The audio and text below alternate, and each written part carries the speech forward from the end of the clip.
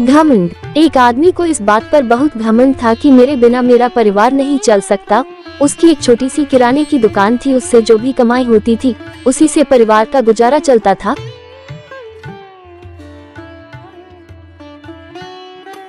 क्योंकि पूरे घर में कमाने वाला वह अकेला ही था, इसलिए उसे लगता था कि उसके बगैर सब भूखे मरेंगे। एक दिन वह पूर्ण संत जी के सत्संग में गया। संत जी ने उस पर दृष्टि डाली और फरमाया, ये घमंड झूठा और फिजूल है कि मेरे बिना मेरा परिवार भूख से मर जाएगा। मैं ही सबको खाना खिलाता हूँ, ये सब मेरे प्रभु की लीला है। वो तो पत्थरों के नीचे रहने वाले जीवों को भी भोजन पहुँचाता है। उस आदमी के मन में कई सवाल उठने लगे। सत्संग समाप्त होने के बाद उस आदमी ने संत जी से कहा कि मैं दिन भर कमाकर जो पैसे लाता हूँ उसी से मेरे घर का खर्च चलता है। मेरे बिना तो मेरे परिवार के लोग जल्दी ही भूखे मर जाएंगे। संत जी ने उसे बड़े ही प्यार से समझाया, बेटा ये तुम्हारे मन का भ्रम है, हर कोई अपने भाग्य का ही खाता है। वो आदमी बोला, यदि ऐसा है तो आप मुझे साबित करके दिखाओ। संत जी ने हंसकर कहा, ठीक है बेटा, तुम बिना किसी को बताए अपने घर से 1 महीने के लिए चले जाओ। उसने पूछा कि मेरे परिवार का ध्यान कौन रखेगा। संत जी ने समझाया, बेटा परमात्मा सबका ध्यान रखता है, तुम्हें यही तो देखना है। वो चुपचाप चला गया और कुछ दिनों के बाद गांव में ये अफवाह फैल गई कि उसे शेर खा गया होगा। उसके परिवार वाले कई दिनों तक उसे ढूंढते भी रहे और रोते भी रहे, लेकिन उसका कुछ पता नहीं चला। आखिरकार गांव के कुछ भले लोग उनकी मदद के लिए आ गए। एक सेठ ने उसके बड़े लड़के को अपने यहाँ नौकरी दे दी। गांव वालों ने मिलकर उसकी बेटी की शादी कर दी। एक भला आदमी उसके छोटे बेटे की पढ़ाई का पूरा खर्च देने को तैयार हो गया।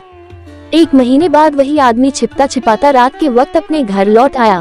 पहले तो घर वालों ने भूत समझकर दरवाजा ही नहीं खोला। जब वह बहुत गिड़गिड़ाया और उसने संत जी से हुई सारी बातें बताई तो उसकी बीवी ने कहा कि अस हमें तुम्हारी कोई जरूरत नहीं है, अब तो हम पहले से भी ज्यादा सुखी हैं।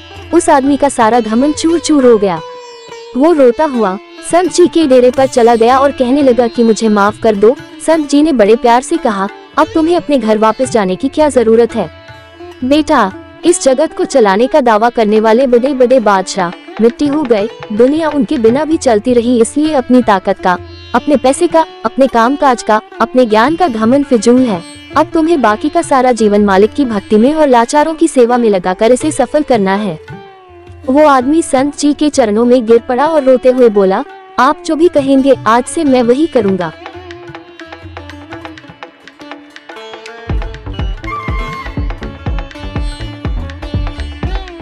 शिक्षा। एक बार सोचना जरूर, कहीं हम भी किसी चीज का घमंड तो नहीं कर रहे हैं।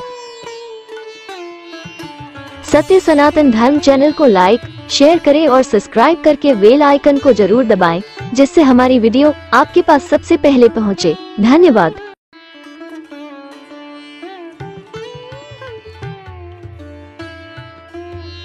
Thanks watching my video.